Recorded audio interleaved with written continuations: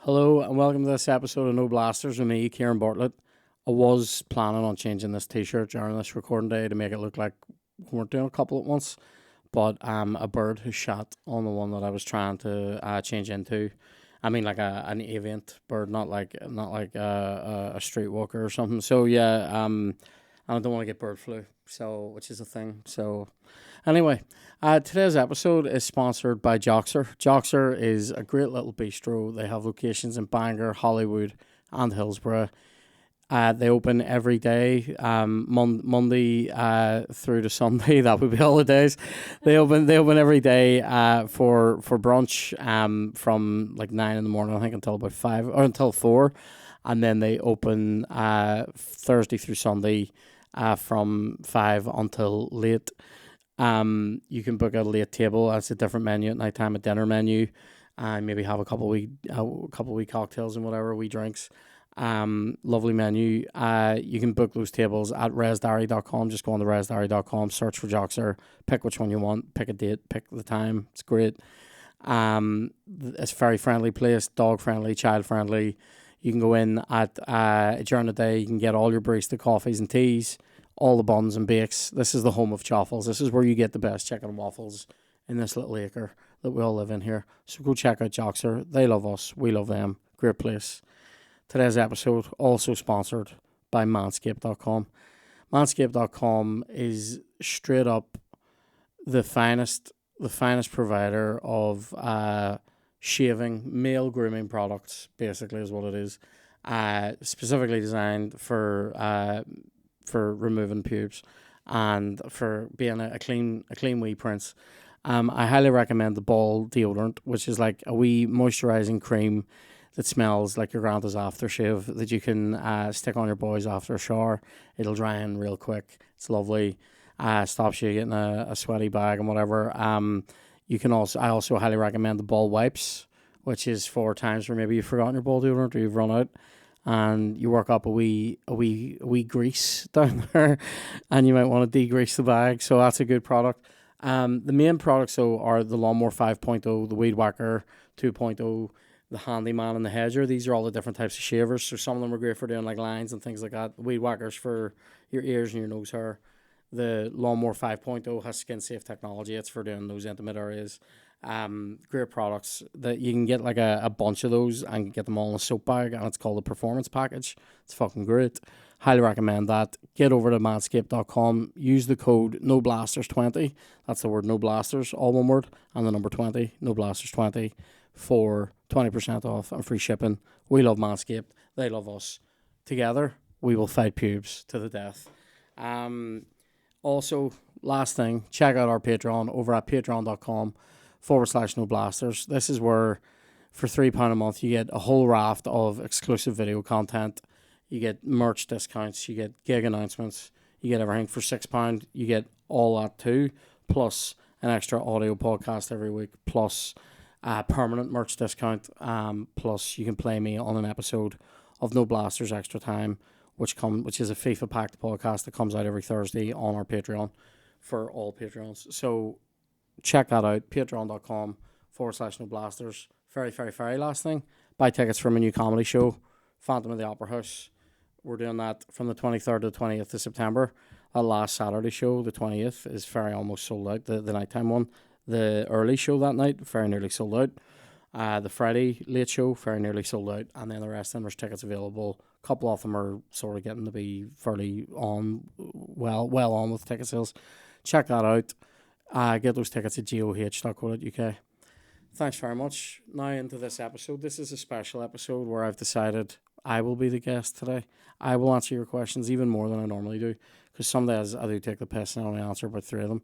But today we're going to get stuck in. But before I do, let me talk briefly about going to see Sting last week. A lot of people are asking me about that. I had a fucking great time. I had a fucking brilliant time. So I called in a few favours, and favours were done for me. I'm very thankful to my management who helped me fulfill a dream, which was to stand on stage with Sting, which was sensational. So one of the things that was great was, like, we got there, we were able, like, because I'm not totally well at the minute, I didn't want to see Blondie. Not that, like, they'd make me sick or anything, but, like, I didn't want to be out all night. So I was able to come down late just before Sting started, go backstage. I got to stand on stage for a couple of songs, which was fucking sensational, just at the side of the stage. And Sorry, then, just to interrupt there. You were on stage with Sting. yeah, Did he know you were watching him, it's good. It's or like, was he as in, unaware? like, I'll be watching every breath you take. That's the upright bass that he uses in that video. But yeah, so this was devastating. So I got to stand on stage for a couple of minutes, right? And then Johnny got to stand on stage for a couple of minutes. When Johnny was on stage, he exchanged a thumbs up with Sting like in between songs. Like, Sting looked at Johnny and gave Johnny a thumbs up. It's a bit devastating. It's devastating to me. All I got was a sort of cursory glance from Don Miller, the guitar player, but he's wearing sunglasses, so he might not even have been looking at me. It's He not might have just not in the gone. same realm, He might really. have just gone. That's not even the same shit. That's like, you go to meet Alex Ferguson and fucking Kieran Bartlett says hello to you. Do you know what I mean? It's just not even. Anyway, so it was a great time. A couple of headers in that crowd though. So we did that, and then we went out and stood and watched from inside the security barrier, which was brilliant. And Sting was awesome. I mean, the guy's in his 70s. He's shredding vocals like it's 30 years ago. What a fucking hero. Great player. Brilliant bassist. I mean, obviously, these are some of the things that are like obvious. Like, have you been to see Elton John and you walk out of it going, he is a phenomenal piano player? Like, you don't, like, I don't think of him that way. I don't think of him as a shredder of the piano, but he actually is. And then, like, I don't think of Sting as being this, like, amazing bass player, but he actually is. He has his whole own style. So it was great, but he's like, I always think of him as being an amazing singer and a songwriter. So that was amazing. But whenever we were standing, just before we went backstage, I was in the crowd, and some absolutely steaming bastard came over and was just like spitting drink on us. And he's like, "I care about it." And I'm going, mate, Sting is on. Sting is literally standing there. He's playing music. Will you fuck up? Like, this is. I'm saying it. If he's not the best, he's one of the top 5 songwriters of the last 50 years. Can you fuck up and just enjoy this? Just enjoy it, please. And then a few people were totally normal. Asked for a photo when it was quiet, no problem. See, when Sting's on though, can we all agree to just watch it because it's class. He's brilliant. It was a stripped back band. It was a 3-piece. So it was Sting, Don Miller, and I didn't catch the drummer's name, but he's like a younger guy, very cool drummer, smallish kit. And the sound out of 3 people was insane, and it felt a wee bit jammy. Like, they're really enjoying playing, and like, we're gonna noodle a wee bit here at different moments. And he did his classics thing, yeah, getting the whole crowd in and all that. Yeah, not to be confused with Freddie Mercury's. Yeah, but not to be confused with that. So great times. We had a brilliant time. What's the demographic like? Were you the younger ones? Yeah, there was a few people younger than us, but like, I would say 30 was probably your general young age at this gig. There were people younger than that, to be fair, but a lot of people were probably 30 and above. And then there was quite a lot of like 50 and above people who are like hardcore Police fans, wearing their Police t-shirts and wearing Sting style regalia, like, yellow and black t-shirts and whatever, yellow and black jumpers like a bumblebee, like Sting. So there was a lot of that. There was quite a lot of like young grannies, if you know what I mean, like 55, not like a granny, no pension book shit, but definitely, people who this is such a common comment, it's just a joke, but like people who have taken their work week down to 3 days. Do you know what I mean? There's a lot of that. That's not even a thing. It's so conty. But yeah, so like, that was great. We had a fucking great time. I was absolutely banjaxed after, like, for a few days, but it was totally worth it. So did that, and then over the weekend, I was working. So the next few days, I was working with Johnny on the music for this opera house show. So we're working on a few things because Johnny has done some musical direction and stuff like that, and sound design for like shows over in England and even further afield, like. And he is a brilliant musician and producer, and like, he's doing he's going to do some orchestration stuff to make some of these songs a bit bigger, just to scale them up, so it's not just me with a guitar, for the opera house, but without making it sound like sticking on a karaoke track, which I stupidly did before at a show, and I will never do it again. But yeah, so a lot of fun doing that with him as well. So a good week and good weekend. Just so you know, it is absolutely sweaty as fuck in here. Like, I mean, this is jungle shit going on in here today. Like, I'm beside myself. So I'm going through this water like there's no tomorrow. But I have got a raft of questions prepared. So Frosty, if you would. Shout out to Johnny as well, by the way, for people that don't know, he did the new theme tune for Tea With Me. Not a lot of people know that. He did, and he has done another wee musical stab for Shane that people might hear soon. Yep. Questions. First of all, an easy one. Dylan wants to know 3 punches to the face or 12 to the body. All depends who's punching. I think if it's like a normal person, just like not a pro fighter, probably take them to the body and just absorb it. But I would hate to take 12 punches to the body from Carl Frampton, from Tyrone McKenna. Maybe we should start that beef off between them again about who can punch or who can't punch. Lads, fight. Just I'll here. Do you know what? I'll pay for it. I won't. Do you know what? They'll split the door with you 3 ways. We'll split it, right? And you just punch each other in the face. Don't punch me. I think I would hate to take 3 digs in the face though off them as well. But it probably Say digs. Digs. 3 digs, yeah. Oh, Oh yeah. Yeah. I would hate to take 3 punches in the face, 3 jabs. But I think, and is there a boxing glove on? Because if there's a glove, is there less chance of me getting cut than if it's bare knuckle? If it's bare knuckle, I don't want wee cuts on my face, you know. Yeah, it's bare knuckle. If it's bare knuckle and it's not a pro fighter in the body, if it's bare knuckle and it's a fighter, probably in the face. Probably. That's what they say. The Face, not body head, shots are the though. worst. Like, Here, I'll take them here. Give me them in my jowls. Don't give me it. Don't give me it in this pretty wee forehead. That's all I have. This wee canvas. born and raised Waffles wants to know. Oh. Is that do we just plug a business? Is it? Yeah. He invited me down the other day and I went because I was going to be in that part of town. He was in Springfield Road and Chloe, this is true. I said to Chloe, what do you want to do today? And she goes, I want to get a galvanized mop bucket.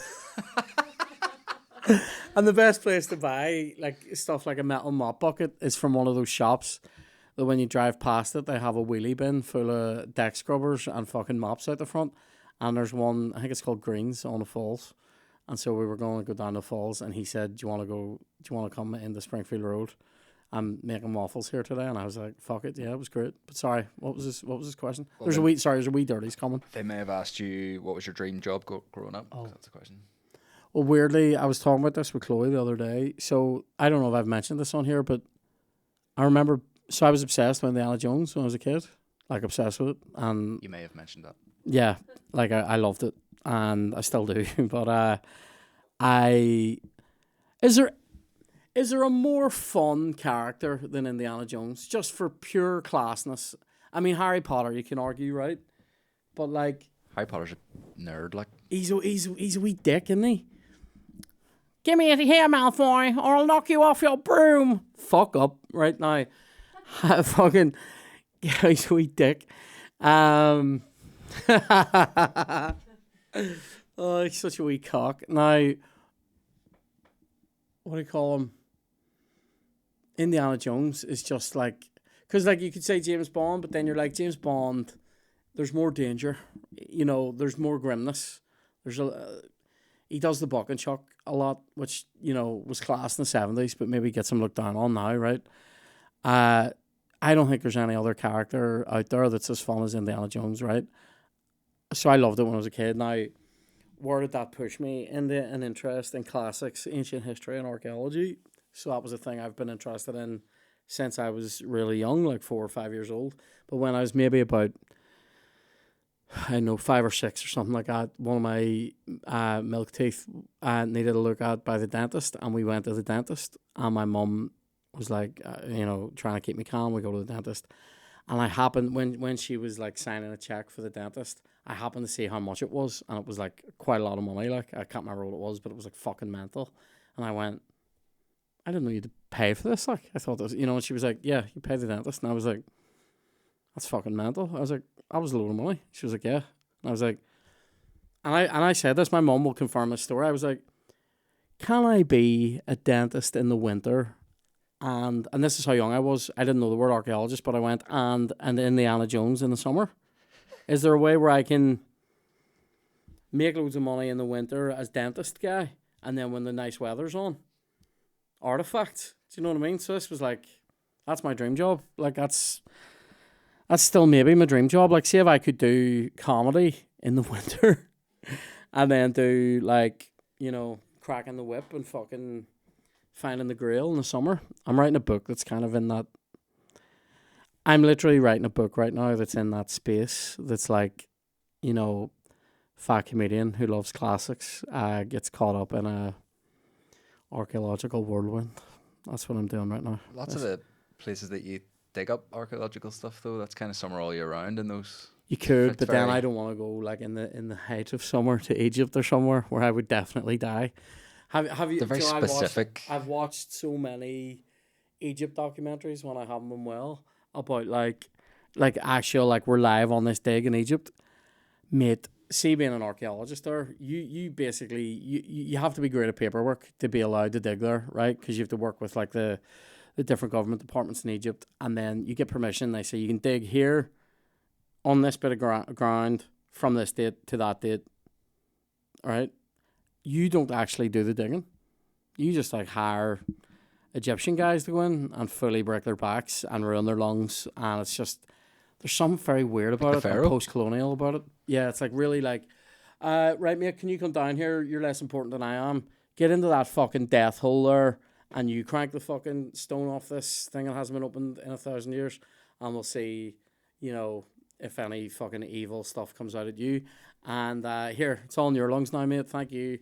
And then they go in, and it's mental. And some of them need pumped out of water. No, this is the thing. When I said 1,000 years, some of this stuff will have been literally looted 1,000 years ago, but it's 3,000 years old or 5,000 years old. So it's like, how do you even like that? That fucks with my mind so much.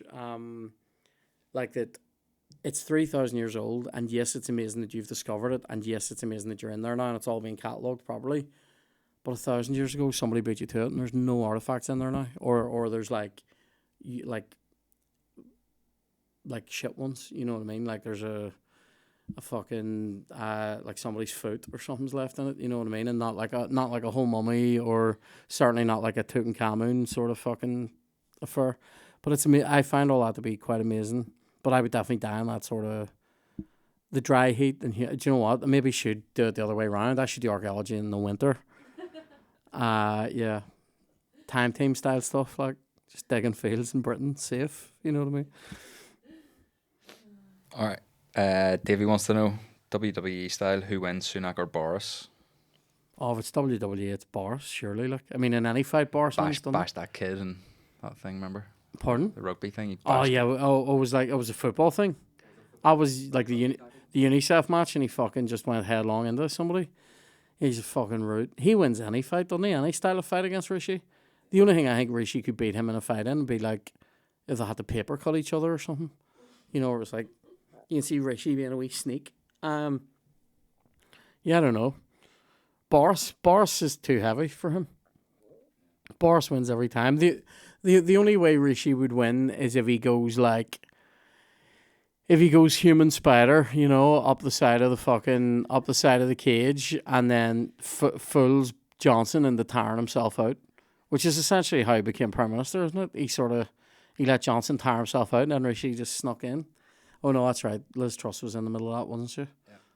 Fucking mental. She's running again, and not for Prime Minister, but running for a seat again. You're like, will you fuck off now? You've had your time and you fucked it. Leave. Have the grace. Find some grace and leave. Do anything else. You could live on your ex-Prime Minister money for the rest of your life. Like, how much do they get for a year? Is it 100 grand? Is it more? Is it 400 grand? Was it? I think it's like 150 or something like that, is it? Just because you were the Prime Minister for a month? God. They should stop her from doing that. Anyway, sorry. Boris wins that fight. What about the upcoming election and probable shift in I worry leaders? about it because I think it probably Labour are so shit that and so like lackluster in terms of their. I couldn't tell you any of their policies. Like I pay attention. I don't even know what they're running on. The whole thing they're running on is change. And you're like, well, what are you changing? Is it just looks like you're just changing skins from. It's like changing your fucking mobile skin and getting on like you've got a new phone. You know what I mean? Because they seem like diet Tories. You know what I mean? They don't seem like a big step away. And I think that's what he's running on. Is like Starmer seems to be running on like let's not whip up any like sense of like that this is lefty or socialist, but like let's get like the middle ground conservative voters to vote for us and go, yeah, because they're sort of shit now and they're not very nice people. We're sort of better. And you're like, well, you're sort of a wet wipe as well. Like, do you know what I mean? So I worry about how it pans out. And I worry that with that being a hung parliament, probably what's going to happen. And I think probably there'll be a wee rise in like those parties out towards the edges as well. Like, I think you might see a few people win seats for the Workers' Party. And I think you might see Farage is a wee bit of the back Greens, again. and if Farage comes in, I think he might get in. You know, it's that sort of thing where you're going like, they won't win it. You know what I mean? None of those parties would win it, but they can win some seats that they would never normally have had, and that's where you get these weird deals that happen. You know, like the one that the UP did with the Tories, where it's like we'll prop you up because we can, because you need our fucking whatever how many seats it was.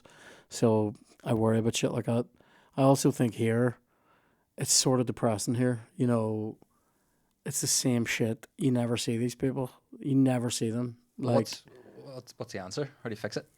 I think they should be a bit more active just in the community during the time instead of this like, you never see me and then there's an election called and then I'm at your door jamming stuff. Fuck off. Do TikTok. Do socials and actually, you know, and then engage in the wider community. Like when was the last? Like I can't remember.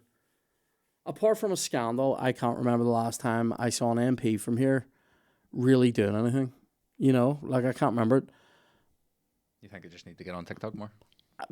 I think it would at least fucking show that they're doing something. You know, I'm interested to see what happens in Lagan Valley because I don't think the DUP keep that seat. I think it probably goes to Alliance. But what does that mean? You know, I think your woman that's running for Alliance seems like she would be one that would speak a bit more. What's her name? Eastwood. She seems like somebody that would speak a bit more. You know, your woman Hannah from SDLP speaks a bit more. The SDLP generally, though, seem just to be quite like that, like just meh. And if it's not Sinn Féin or DUP here, what does it nearly mean? Like, I don't know. I find it it is sort of depressing, and it, you know, I think most of us are disengaged from it in a way that I think it actually suits them. I'd be interested in what the overall turnout is here. I think it's going to be pretty low. And I think having a fucking election in July is a fucking joke because half the country fucking go away. You know what I mean? So kind of a strategic move though, isn't it? Holidays, people having to do these postal votes, do they get fucked up? All that and all. I mean, when are they just going to come up with a system that lets people actually just vote from the house? You know what I mean? Where you don't have to go to like, why are we still doing it? In this day and age, why are we still doing it? Where you have to go to a fucking school that's closed for the day and go, oh, it's mine's. And they read your name off a list and then stroke it out and you're like, well, this feels like forever ago. Do you know what I mean? Anyway, I'm sure you're glad you asked. I'm glad you asked. Alan O'Regan wants to know dinner with an Irish historical figure of any time period, in brackets 3 guests, and what's the menu? Oh, shit. Good question. 3 Irish historical figures from any era. I would want somebody funny in there. Let's bring Oscar Wilde. There's the first guest. He's meant to be good crack. Bring him in. He's meant to have that catty sense of humour. Let's get that going. Let me see. What would you chat to Mr. Wilde about? Writing. He was a good writer. Writing. Writing. And also, yeah, just be like, what was that like in Reading jail? Did you enjoy that? So it's such a weird thing, isn't it, to jail someone for that reason and then put them into a jail full of men. Weird, terrible fucking thing. I would have Oscar Wilde on at my dinner to talk. I wouldn't just have him on me, but I would have Oscar Wilde. Oh, you've got to bring in like Cuchulainn or somebody, haven't you? Like a fucking warlord from 2,000 years ago. Satanta, he was meant to be real. A real warlord, like Be banned. Satanta. Yeah, I'll bring him. I'll just bring in the band. I'll bring him. Although I reckon it'd be awkward. See, I think if you go too far back in time, having dinner with him, like he's gonna be awkward at a table, isn't he? Yeah. You maybe want to chat keep about it to like relatable, 19th and 20th century figures, really. Do you know there was a journalist who worked for the Irish News in the 1800s called bollocks Robert Wilson, who was his writing name was Barney McGlone, and he was like a wit and was funny, and wrote poems. He was an alcoholic, and he knew that he Sounds like the worst dinner party ever. I tried to call him an alco there, and then went, that's not nice. So I went, he was an alcoholic. So he was meant to be really funny though, and he wrote, this isn't good because I was about to say he wrote poems and all about his own upcoming death and all, but they were quite funny because he lost loads of weight towards his death. Anyway, so he wrote some funny stuff about that. I hope the food would at least be good. I know, yeah. I need to think of a third person. I'm not bringing Cuchulainn anymore. Do you know what I'm bringing? Do you know who I'm bringing? W.B. Yeats. We're all writers. We're all having a wee writers' day, right? Okay. And I'm bringing W.B. Yeats, and I'm gonna grill him on how he felt about being fucking pied multiple times by Maud Gonne. You know this story? No. Oh my god! Right, mate. This is, you know, when you get pied. You know, people used to say this, like, "Oh, you got pied." Like, you know, you put yourself out on a limb and said to somebody, "I really like you," and then they just went, "There's a pie on your face," right? Not the one you were hoping for, right? So this is brutal. He was in love with this woman called Maud Gonne. She was like his muse, right? And he loved her, all this. He fucking asked her to marry him, like, I think something mental, like 5 times, right? He asked her to marry him. She says no. He's like, all right. Still hangs out with her, still writes about her. Asked her to marry him. No, I'm good, right? She then marries one of the leaders of the 1916 Rising, who is then executed, I think. I think it was one of the leaders. I hope I'm not wrong about this. I believe she married one of the guys who was executed. Please look this up so I don't fuck this up. What's her name? Maud Gonne? Maud Gonne, yeah. So I think it's Maud and maybe an E on there, but definitely I think Gonne is like Gonne. Okay. And tell me who her husband was. Was she married?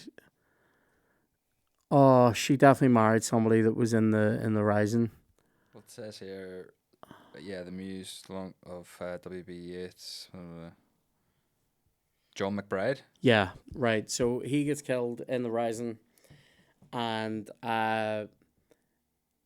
obviously that's like a huge deal, like in Irish history and Irish culture forever, and like he's died like as this glorified kind of hero, and W.B. Yeats is still sitting there going, do you want a wee bit of it, right? And then he ended up riding her daughter and still asked her to marry him. And then eventually they ended up riding, and it didn't go well. Like, where it was, you know, I don't know, was W.B. Yeats hung like a cashew? Nobody knows. Was he a 2-minute man? We don't know, right? We don't know. But presumably it didn't go well, right? Didn't go well. And then they didn't speak for a long time, and he asked her to marry him again, and she said no. Now, I would love to have him there and talk about his poetry and what it was like, what was Lady, Gregory like and all that, and how, talk about all that shit, and then go, and here, you've 20 minutes, Maud Gonne, go. And we'll all sit back and listen. So I'd love that. On the menu, if we're going, so these are all 1800s, guys. So on the menu, we're going to have to go old-timey. We're going to have to go, do you know what? We'll go for like French food from that time, probably. You know, or we're maybe going to get we're going to get gizzards and whatever, slow cooked. You know what I mean? We're going to have confit things. We're going to have goose. We're having goose. There you go. Confit goose. Me and my wee writer's day. And that's your nickname. Wilson's bringing the pints. What? That's your nickname, the Comfy Goose. Anthony wants to know when's the Noodle Bar making a return again. Oh, so we'll have one coming, don't we? On Patreon. There's a solo one coming out. We'll do them on Patreon. So there's a solo. It's a half a noodle bar. It's like a noodle bowl, if you will. Super noodles. It's coming in the next week or two, or did it just go? Did it just happen? Oh yeah, true. Sorry, it was it was last Thursday. So out on Patreon, yeah. check it out. It's on our Patreon. Go on, you can search for it in collections. There'll be a noodle bar collection. It has loads of them in there, and then I will do one this month in July with Kev, but I don't know when it'll come out, but I'll try and get Kev on for one. So that's good. Great. Belfast Giant's also coming out on Patreon as well. Belfast Giant, the show from the SSE, the show where someone collapsed that we're not allowed to talk about ever, but we will. We'll talk about it. Yeah, we cut that bit out. I know it's all cut, but it's never going to be cut from my mind. So, the scariest moment I've ever had on stage, bar the leopard print onesie. So, I think you handled it pretty well. I believe I did. I don't think I said anything too bad during it. I didn't really say much. No, you kind of just asked for medical assistance. I asked for medics, and then in my memory, I asked basically, did I even say anything? Did I just say medic and then wait? Yeah, there was a bit. Did I say anything? Did I tell somebody to fuck up? No, somebody said, what was it? I hope you're okay or something. Somebody called out from the audience, I hope you're all right or something. Is she okay? And you were like, what the fuck are you going to do? Like, from way back there. I don't even remember that. I don't even remember that. That's mental. Oh my God. So bad. Carrick Focus wants to know, rank your top 5 80s/90s music. Oh, fuck. Top 5 80s. Are we just doing songs or are we doing acts? Let's do songs and then acts. Right, so songs. So you only get 5 from both, right, in total. 80 songs for me. I do absolutely love Take On Me by Aha. I love that. I also love Africa by Toto. I love You Make My Dream Come True. Hall & Oates. Love that. I have recently discovered and absolutely love My Girl Wants to Party All the Time, Eddie Murphy, Party All the Time. And then I think it would be 5 shit though, because I could maybe take Toto Africa out of it and throw in maybe like a policey one, maybe like I find it hard to remember which ones came out in 79 and which ones were in the 80s, but maybe King of Pain, I think it's 80s. Well, and I would throw in bollocks. Fuck. I had one there too as well. It's like a big favourite of mine. I mean, Gold, Spandau Ballet, hard to overlook for me. That's hard. Acts from the 80s, The Police, Hall & Oates. What do you call your man? Password guy? Kenny Loggins? Kenny Loggins, Billy Ocean. These are great 80s acts. I don't know if we can call the Chili's an 80s act. They're more. I'll keep them for the 90s. That's when they really started to come into their own. No, so hold on. So The Police, I am going to take Spandau Ballet on my top 5 80s acts. I love them. Spanner in the works here. I've got a wee list of some 80s acts. Metallica's on there. Metallica. Sure, Metallica should be in there. Maybe even Maiden as well. Yeah. Smiths, into that kind of jazz. No, don't like them. Don't like Morrissey at all. 80s acts. I'm just trying to think of like ones that I would go to and go, I'm listening to more than one song here. You know? Bon Jovi. Oh, yes. Let's put Bon in there. I fucking love Bon Jovi. I don't even know why. I'm not thinking straight here because Bon Jovi or do you know this? Do you know this about me that like I was again fairly obsessive about them? Like I know too much about them. I watched Dentist in the winter, Archaeologist in the Bon summer. Jovi at Christmas time. Yeah. Do you know what I mean? Just fucking mate. So Ari Lane was a Bon Jovi fan. I became pretty obsessed with them around the time of being about 7 or 8, and I was obsessed with them until I was about 20. So that's a long time. That's a long fandom. I sort of tuned out. They started doing albums that I just wasn't really interested in anymore, and I sort of tuned out. Like not long, like couple of years after the It's My Life sort of vibes, I tuned out. But like, I still listen to the Crossroads album, which is like that greatest hits, but it has Always and Someday I'll Be Saturday Night on it. I still listen to These Days. Great albums. What's the song then for the list?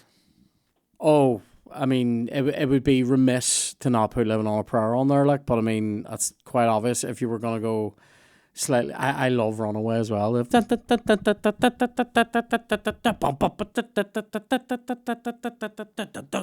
On the streets where you live, girls talk about their social lives.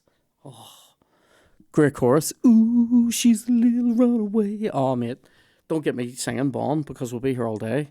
I mean, if you want to go through our Crossroads album, I'll do it. Starts with Living on a Prayer. We're in the Keep the Faith. We're in the Someday I'll Be Saturday Night. We're in the Always. Fucking Romeo is bleeding.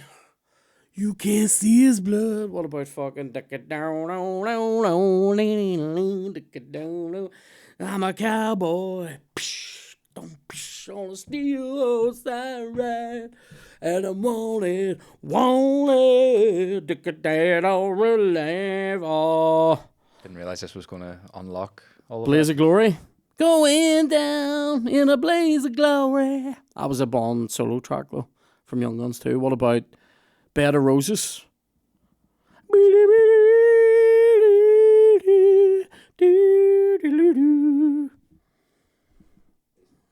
I could do more. Bad Medicine. Lay Your Hands on Me. Shot Through the Heart. Shot through the heart.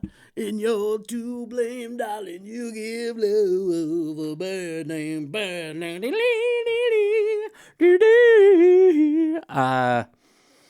I love them. Don't I?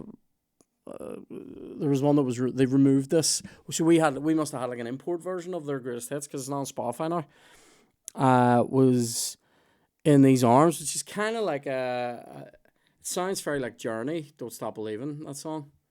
So it does. In these arms, I'd hold you. Dum, dum, dum, dum, dum. I'll get down on my knees for you. Bass is very like Journey though, in that song. Saw a live version of Journey doing that song. Really? Like from the 80s on YouTube there, like a couple of days. They're class. Bang Like. on, like. Yeah. That was a whole Bon Jovi bit there. Sorry. A couple of others. We slipped into my my problems there. Sorry. Van Halen, Prince, Michael Jackson, Def Leppard, Aerosmith, Duran Duran. You could probably put you should probably put Michael Jackson in there. To be fair, he can maybe replace. Let's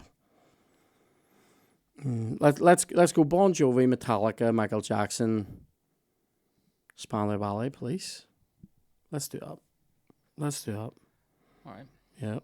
There's not a lot of female acts on that. Fuck up. All right. Whitney Houston. There you go. She can get in. Although, again, I'd probably throw her into the 90s.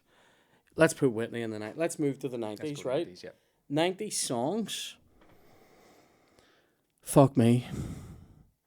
I'm throwing it out there. Mysterious Girl, Peter Andre.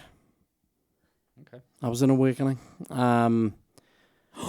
Truly, Madly, Deeply, Savage Garden. And I'm putting Savage Garden in the list. Ultimate 90s band. Oh my God, they're in there. Whitney's in there. If I was putting a Whitney song in there, and I'm not sure if it's came out in the 80s or the 90s, but I think it was the 90s. Everybody thinks it's going to be I Will Always Love You. Great song, whatever. What about this one? I have nothing to make me close one more door. I don't want to hurt anymore. Stay in my house if you're there.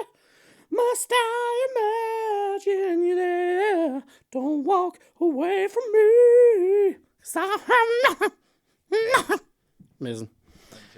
92. Around that must have come out on The Bodyguard that time. Yeah. Great. Bodyguard's class. Whitney can stay. I think you would be missing something out of the 90s if you didn't have Spice Girls involved in some sort of you are in the top 5 acts of the 90s. I mean, they changed the fucking world. Like, whatever you think about them, they changed the world. What's the best song? Oh, fuck. Do you know what is weirdly still a banger and way better than Wannabe is the second song they brought out, that I'm giving you everything, all that you can bring, and I swear. And then Mel C comes in with that, yeah, I swear. Great. That's still a banger. To Become One. Cheese Fest. I remember them being on the lottery and my ma hating them because they were singing about using DOMs. And that's what that song is, you know, because there's even that bit where they're like, put it on, put it on. They might as well have literally gone, put it on, put it on. Very obvious. Uh, I would think that is probably their best song, is that second single. I swear you'll be there or something. Say you'll be there. Great song. So who have we got? We've got Whitney, Spice Girls. Who else did I say? Red Hot Chili Peppers got to be in there. Savage Garden, Red Hot Chili Peppers. One space left for the 90s. Oh my god. Something more, anything dance. You could probably throw Scooter in there for the Happy Hardcore album that had like Rebel Yell and Stuttgart and all on it back in the UK. Back in the UK. Oh yeah. If you were going beyond that, who's big in the 90s? Loads of bands like cropped up for like 2 minutes. Well, loads of bands that are still big now. I mean, Oasis. Like, yeah, well, yeah. Ocean Colour Scene probably for me out of the Britpop kind of time, and then songs wise, I mean, I absolutely love that. Mysterious Girl. I love Truly Madly Deeply, Savage Garden. I do love that. Don't Walk Away From Me, Whitney one, and great 90s song. Here's a great 90s song. I've sung on here before, so I won't go into it all, but On Vogue, that fucking En Vogue, you know, fucking there's gonna be some love making, heartbreaking, soul shaking. Oh, amazing. And you know what? I'm gonna throw it. Here's a great 90s track. Fast Love, George Michael. Great. Alright. Stupid Cupid keeps on calling me. I miss my baby. Ooh, I miss my baby. Great. Bonus question then Right. from that era, 80s, 90s, Christmas music. Give you a top 3. Oh wow, Christmas music top 3. Was Shakin' Stevens the 80s? Fucking Borderline. the Let's see. the snow is falling. Oh, banger all around me. Because I think Wizard and Slade are probably both 70s. But I could be wrong about that. But what other Christmas tracks were big? I mean, everybody's gonna want Mariah Carey, aren't they? But I personally don't like that song. Oh no, Shakin' Stevens was 84. We'll take Shakin' Stevens. He can sneak in. Was the series drummer, the little drummer boy, David Bowie and Bing Crosby? Would that have been as late as the 80s? Let's find out. I could be 70s. The peace on earth, can it be? And Bing's in the background going, pour up a pum pum, fucking get in. Get in. 77. Fuckers. Oh. Oh no, hold on. Well, it says recorded 77, but released in 82. Massive. Surely not. Oh, surely Band-Aid. Fucking Oh, do wow. they know it's Christmas? I have to take that. Some people don't like that song. They say it's problematic. I'm like, you're problematic. Get on my face. It's great. Great song. And Fairy Tale New York, another song people say is problematic, to which I say, you're problematic. Get on my face. I those are 2 great Christmas songs. Do you know what? I'm going to throw it out there? Not the Pogues version. Give me Christy Moore singing it live at the Point in 95. It's fucking, no, it's brilliant. It's the version that I know and Every love. time, like. I thought it was a Christy Moore song when I was a wee lad, and I didn't know the Pogues did it. When I heard the Pogues, I thought they were covering Christy. Christ. Even though he does a whole story about getting the song off Shane McGowan. Anyway, fuck, it's actually on the recording. I don't know, like, I love that. Those would be my, so Shakin' Stevens, Band-Aid, and Christy. Okay. Do we have one more question to get us over the line? Let's wrap it up with an easy one then. I Long for Capital Letters says, what's your favourite flavour of ice cream? You a big ice cream guy? I'm a big ice cream guy. Do you know, this is quite simple, but it is that mods, that dirty mods, that poor bar. Saw Gaddis and Aaron talking about it. That thing where you're like, But is that a Mandela effect, or was no, it ever called it Pooh was Bear? called Pooh Bar, and then they were made to change it apparently because Winnie the Pooh. that is true. Yeah, that's the definite. If that's like here and nothing can really touch it because it is pretty perfect. Do you want to hear a true story about us? So we bought the actual box of it that you get, like that Mods would, like if you go into Mods ice cream and they have a box where they're scooping it from, because we worked out that it was gonna. We knew over time we'd consume it, and it's cheaper than going in and getting ice cream one at a time. We're sad that way, so we got it, and it's in our freezer right now, and it's fucking unreal. We bought an ice cream scoop and all for it. I'm a big ice cream fan, so you might have just unlocked the next purchase. It wasn't even that dear. It was about 20 or 25 quid. Yeah, I'm going for that. Which, like, I mean, if you're paying for two people to go and get like a one scoop, one at a time, it's like 6 quid. Yeah. So, like, are you going to have 4 one scoops, and that's your 25 quid? Or are you going to have, 4 trips for 2 people? Or are you going to have, 20 trips to your own freezer? And it doesn't even have to be a one scoop. Might just be 10 trips. Yeah. It's unreal. I think if it was picking like out of other things, I like pistachio ice cream a lot. And if I'm going for like another brand, I do like fish food. Is pistachio a new thing? I had it in Italy years ago, and I just really liked it. I was like, "What's that green one?" They were like, "Pistachios, want to try it?" And I was like, "It's sort of salty, sweet, I like those, the wee mochi. Have you seen those? It's like rice. What is it? Like rice It's like dough. wrapped in rice dough. No. They're like ice cream, but it's wrapped in rice dough. There's a pistachio one of them that's really nice. It's pretty bougie, Get but it's in good. Tesco. Right. Yeah. What's it called? Mogi? Mochi. I think it's Mochi? like a Japanese thing. Japanese, yeah. Yeah. I'll have to check it out. No, I haven't had that. What I about, was what saying I about- like fish food. The Ben and Jerry's are like that. Oh, yeah, it's hard to beat. What about like food, ice cream places locally? Al Gelato is good. Unreal. There's one on the Ormo. There's one Lisburn Road. There's one in Mods is There's great. one in Ballyhack as well. Do you know, if you're looking for like soft serve ice cream, the garage on the airport road, like up towards Aldergrove, they do, and I think it's literally like a quid or something, or 150. They do the biggest poke ever, and it's like the biggest poke. That's they call me out as well. And it's one of those ones where they crank it and they do like a wee thing. Mate, the 99s they're fucking outstanding, and they're massive. Like you actually don't even really want it by the end of it. It's that good. It's great. Have you had Rossi's? No, where's that now? Rossi's is good. Antrim Antrim Road. No. Yeah, it's good. Do you know where as well? Even though it's a garage, Creighton's do very good ice cream. There's somebody makes it and brings it in for them. It's good. Is it their own thing? It's their it has Creighton's label on it, yeah, but it's fucking great ice cream. Like so, they used to do. I haven't been for ages, but they used to do it for a Rocher one that was fucking unreal, and then they did a Jaffa cake one, which was just fucking like it's literally dark chocolate and orange ice cream, but like it's vanilla, but it's a vanilla ice cream and it has bits of dark chocolate and orange through it, but then Jaffa cake's on it and all.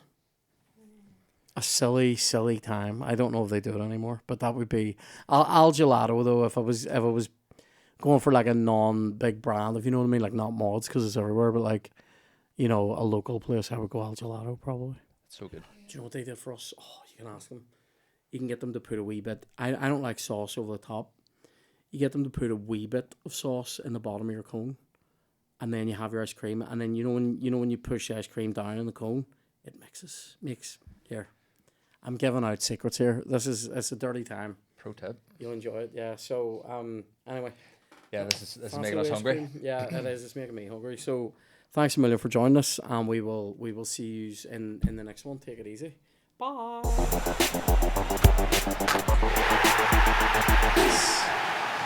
Oh no.